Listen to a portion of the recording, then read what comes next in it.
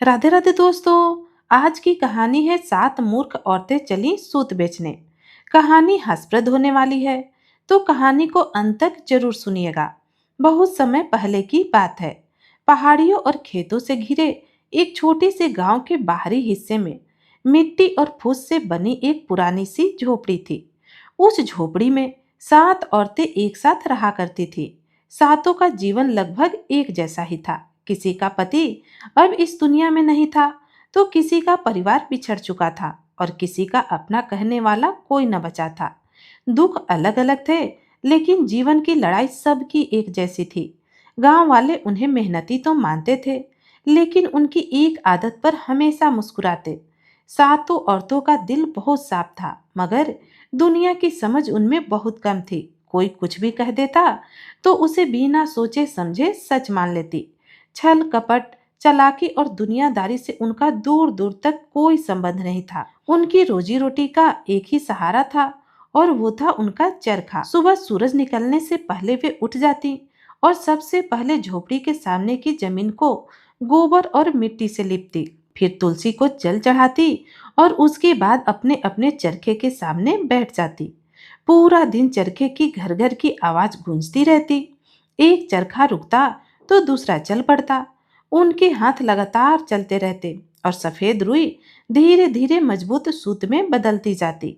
दोस्तों, गांव के लोग जब उधर से गुजरते तो कहते, देखो, मेहनत करना हो तो इन औरतों से सीखो। लेकिन कुछ लोग हंसकर यह भी कह देते, मेहनत तो खूब करती हैं, पर भगवान ने अकल थोड़ी कम ही दी है। सातों औरतें ऐसी बातें सुनकर भी कभी बुरा न मानती। वे बस मुस्कुरा देती। धीरे धीरे समय बीतता गया। कई दिनों की लगातार मेहनत के बाद उनके पास सूत की इतनी बड़ी मात्रा इकट्ठी हो गई कि झोपड़ी का एक कोना गठरियों से भर गया। दोस्तों, एक दिन दोपहर का समय था। सभी औरतें नीम के पेड़ के नीचे बैठकर मोटी मोटी रोटियां और प्याज खा रही थी। तभी सबसे बड़ी औरत ने सूत की गठरियों को और देखा और बोली, बहनों, अब तो बहुत सूत इकट्ठा हो गया है। अगर इसे बेच दिया जाए तो कई दिनों का खर्च निकल जाएगा। दूसरी औरत तुरंत बोली, बात तो ठीक है, लेकिन बाजार तक कौन जाएगा? तीसरी बोली, हम सब साथ चलेंगे। इतना सुनना था कि चौथी औरत अचानक गंभीर होकर बोली, नहीं, दिन में नहीं जाएंगे। सबने हैरानी से पूछा, क्यों? वह धीरे से बोली, दिन में रास्ते में बहुत लोग मिलेंगे, तो हमें तो पर्दा करना पड़ेगा। पर्दा करेंगे तो रास्ता कैसे दिखेगा? कहीं गिर पड़े तो? सातों ने एक दूसरे का चेहरा देखा। कुछ पल सन्नाटा छाया रहा। फिर पांचवी औरत खुशी से उछल पड़ी। अरे, इसका उपाय तो बहुत आसान है। सबने पूछा, क्या? वह बोली, दिन में नहीं, रात में चलेंगे। रात को कौन देखेगा? ना पर्दा करना पड़ेगा और ना कोई पहचान पाएगा। बस इतना सुनते ही बाकी छह औरतें भी उसकी बात में पूरी तरह सहमत हो गई। किसी ने यह सोचने की कोशिश नहीं की कि रात के अंधेरे में रास्ता और भी मुश्किल हो जाएगा। कहते हैं, जीवन में केवल सलाह मिल जाना ही पर्याप्त नहीं होता, उस सलाह पर विचार करना भी आवश्यक होता है। कई बार लोग पूरे विश्वास के साथ ऐसी बातें कह देते हैं जो सुनने में सही लगती है, लेकिन वास्तव में गलत होती है। बुद्धिमानी इसी में है कि किसी भी निर्णय से पहले उसके परिणामों के बारे में सोचा जाए। जल्दीबाजी में लिया गया निर्णय अक्सर मेहनत से कमाई हुई पूंजी भी छीन सकता है। शाम होने लगी। सूरज धीरे धीरे खेतों के पीछे छिप गया। आकाश में लालिमा फैल गई। गांव के लोग अपने अपने पशु घरों की ओर ले जाने लगे। कई चूल्हे जलने लगे तो कहीं बच्चों की आवाजें आने लगी। उधर सातों औरतें बड़ी तैयारी में लग गई। सबने अपने अपने हिस्से का सूत अलग किया। किसी ने पुरानी चादर में बांधा, किसी ने धोती में गठरी बनाई, किसी ने रस्सी में कसकर बांध दिया ताकि रास्ते में खुल ना जाए। सबने अपनी अपनी गठरी सिर पर रखी, एक दूसरे को देखकर मुस्कुराई। सबसे बड़ी औरत बोली, याद रखना, कोई पीछे नहीं छूटेगा। दूसरी औरत बोली, और अगर रास्ता भूल गए तो? तीसरी तुरंत बोली, जिसके आगे वाली जाएगी, बाकी उसी के पीछे चलते रहेंगे। सभी ने सिर हिलाकर हामी भर दी। पूरी रात उतर चुकी थी। आसमान में असंख्य तारे चमक रहे थे। हल्की हल्की ठंडी हवा भी चल रही थी। दूर कई सियारों की आवाजें सुनाई दे रही थी। सातों औरतें धीरे धीरे पगडंडी पर चलने लगी। चलते चलते वे आपस में बातें भी करती जा रही थी। एक बोली, सुना है बाजार में सूत के अच्छे दाम मिल रहे। दूसरी बोली, अगर ज्यादा पैसे मिले तो मैं नई चप्पल खरीदूंगी। तीसरी बोली, मैं तो पहले मिट्टी का बड़ा घड़ा खरीदूंगी। चौथी हंसते हुए बोली, मैं तो गुड़ खरीदूंगी, कई दिनों से मीठा नहीं खाया। उनकी बातें सुनकर बाकी सभी खिलखिलाकर हंस पड़ी।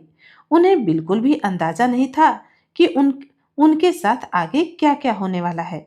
वे अभी गांव से कुछ ही दूर निकली थी कि सामने से एक सिपाही आता दिखाई दिया। उसके हाथ में लंबा भाला था, कमर में तलवार लटक रही थी और सिर पर पगड़ी और चेहरे पर सख्ती साफ दिखाई दे रही थी। सिपाही ने दूर से ही आवाज लगाई, अरे कौन हो तुम लोग? सातों औरतें डरकर रुक गई, एक दूसरे के पीछे छिपने लगी। सिपाही पास आया और बोला, इतनी रात गए कहाँ जा रही हो? सबसे बड़ी औरत ने धीरे से कहा, हुजूर बाहर जा रहे हैं। सिपाही ने भौवें चढ़ाई, रात में बाजार? फिर उसने उनकी गठरियों की तरफ इशारा करते हुए पूछा, इसमें क्या है? दूसरी औरत तुरंत बोली, सूत है मालिक। सिपाही को उनकी बात पर बिल्कुल भी विश्वास नहीं हुआ। कोई भी आदमी आधी रात को सूत बेचने नहीं जाता, जरूर कोई चोरी का सामान है। उसने कड़क आवाज में कहा, सच सच बताओ।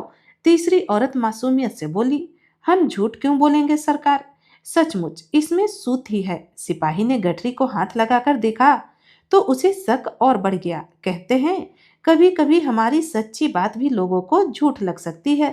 यदि समय और परिस्थिति उचित ना हो तो सही काम भी यदि गलत समय पर किया जाए तो लोगों को संदेह होना स्वाभाविक है। इसलिए केवल ईमानदार होना ही काफी नहीं, बल्कि व्यवहार में भी समझदारी जरूरी होती है। सिपाही ने कठोर स्वर में कहा, चलो सबकी सब मेरे साथ चलो। इतना सुनते ही सातों औरतों के चेहरे का रंग उड़ गया।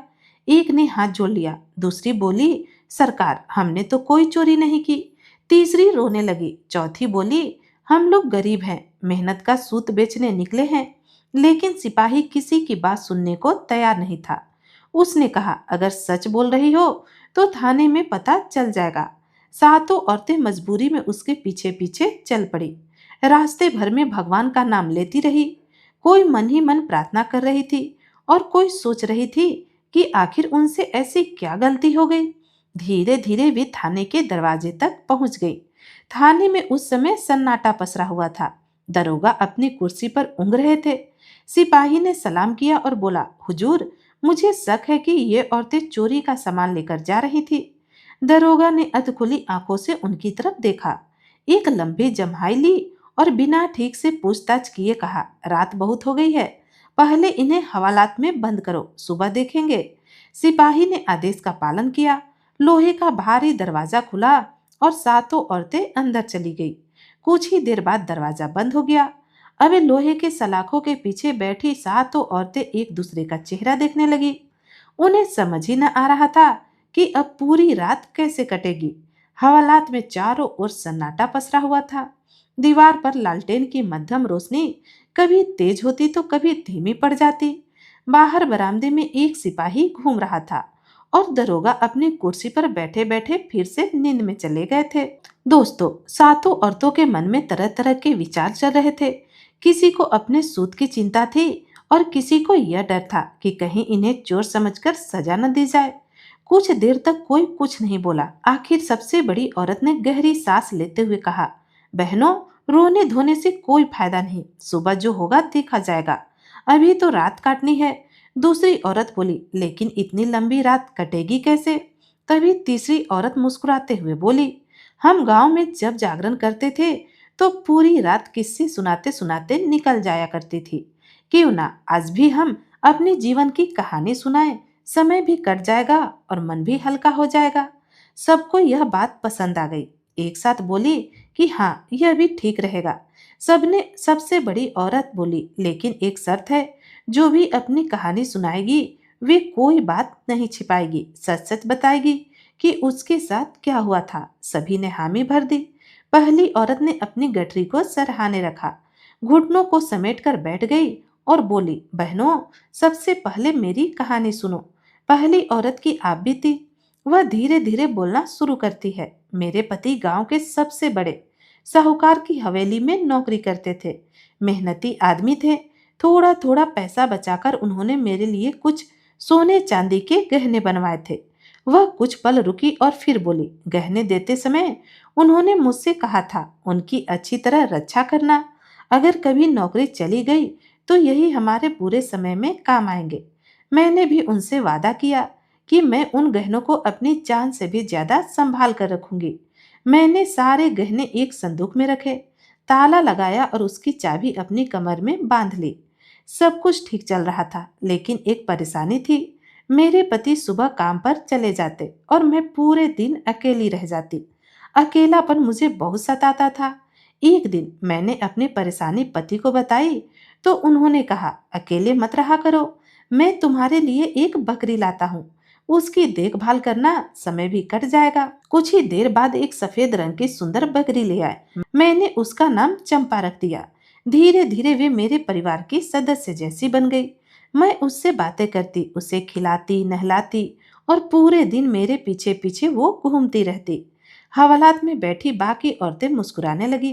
पहली औरत भी मुस्कुराई और आगे बोली, एक दिन मेरे पति दोपहर में खाना खाने घर नहीं आए। मुझे लगा कि बेचारे आज भूखे रह जाएंगे। मैंने बहुत इंतजार किया।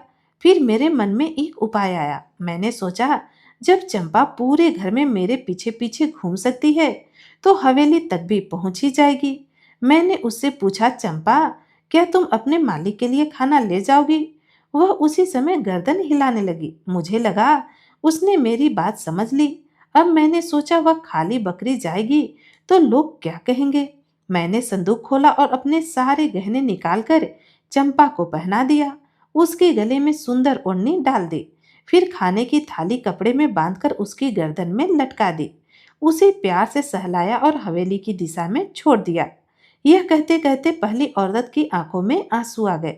बहनों, उसके बाद चंपा कभी वापस नहीं आई। और जब मेरे पति घर लौटे और उन्हें सारी बात पता चली तो वे सिर पकड़कर बैठ गए। उन्होंने पूरे गांव में बकरी और गहनों को ढूंढा, लेकिन कुछ न मिला। आखिर गुस्से में उन्होंने मुझे घर से निकाल दिया। अभी तुम ही बताओ, क्या मैं अपने पति की भलाई के लिए यह सब नहीं किया था? बाकी 6 औरतें एक साथ बोली, हाँ बहन, तुम्हारी गलती कहाँ थी? तुम्हारा मन तो साफ था। कहते हैं, केवल अच्छा इरादा होना पर्याप्त नहीं होता, सही निर्णय लेना भी उतना ही आवश्यक होता है। जीवन में कई लोग दूसरों का भला करना चाहते हैं, लेकिन बिना सोचे समझे उठाया गया कदम भलाई की जगह नुकसान भी पहुंचा सकता है। भावनाओं के साथ भावनाओं के साथ यदि विवेक भी जुड़ा हो, तभी अच्छे परिणाम मिलते हैं। कुछ देर तक सभी चुप रहीं। फिर दूसरी औरत बोली, बहन, तुम्हारी कहानी सुनकर मुझे भी अपनी याद आ गई। अब मेरी सुनो। मेरे पति बहुत बड़े व्यापारी थे। वे 6 महीने घर पर रहते और 6 महीने व्यापार के लिए दूसरे शहर चले जाते। शादी के कुछ ही दिन बाद उन्हें बाहर जाना पड़ा। जाते समय उन्होंने घर में खाने पीने की भरपूर सामान रखवा दी। उन्होंने मुझे कुछ पैसे भी दिए और कहा, इन्हें त्योहारों के समय जरूरतमंद लोगों पर खर्च करना। मैंने सिर हिलाकर हाँ कर दी, लेकिन मेरे मन में एक सवाल आया। मैंने अपनी माँ से पूछा, माँ, त्योहार आने का इंतजार क्यों करें? अगर किसी को जरूरत है तो आज ही दे देते हैं। मेरी माँ भी मेरी तरह सीधी थी। वह बोली, हाँ बेटी, अच्छे काम में देरी कैसी। अगले ही पल मैं दिन में घर के बाहर खड़ी हो गई। जो भी आदमी सामने से गुजरता, मैं उससे पूछती, क्या तुम्हें पैसों की जरूरत है? कई लोग पहले हंसते, फिर एक आदमी बोला, हाँ जरूरत है। मैंने तुरंत उसे पैसे दे दिए। फिर एक और आया, उसे भी दे दिए। धीरे धीरे पूरे पैसे खत्म हो गए। उसके बाद मैंने सोचा, घर में इतना सामान रखा है, अगर किसी गरीब के काम आ जाए तो इससे बड़ा पुण्य क्या होगा। बस फिर क्या था, मैंने गांव की औरतों से कहना शुरू कर दिया, जिसे जो चाहिए मेरे घर से ले जाओ।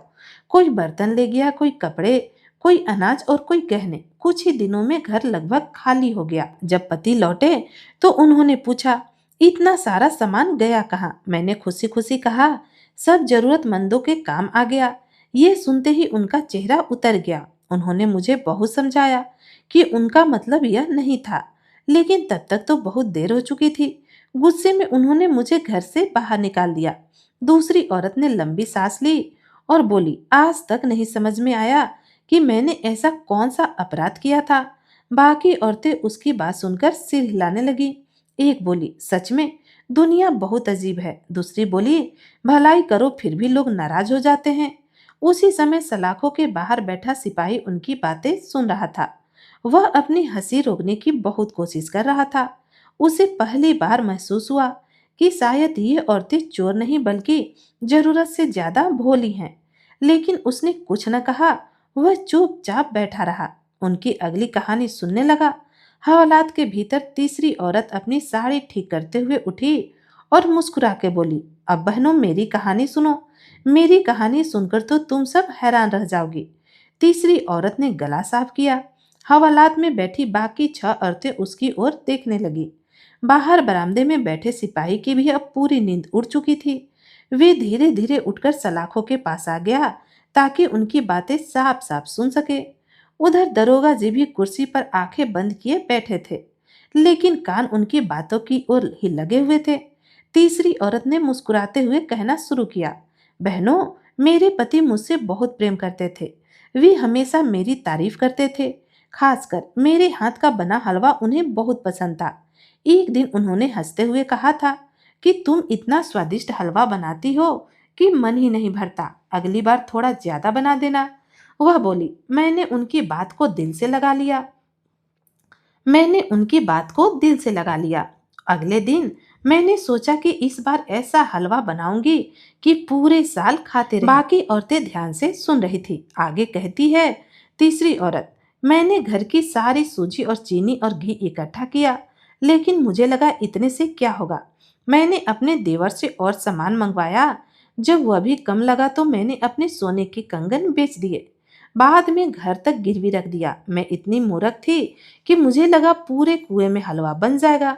मैं कुएं में चीनी और सूजी डालती रही और लंबे बांस से उसे चलाती रही। इतना सुनते ही वहां की औरतों की आंखें फैल गई।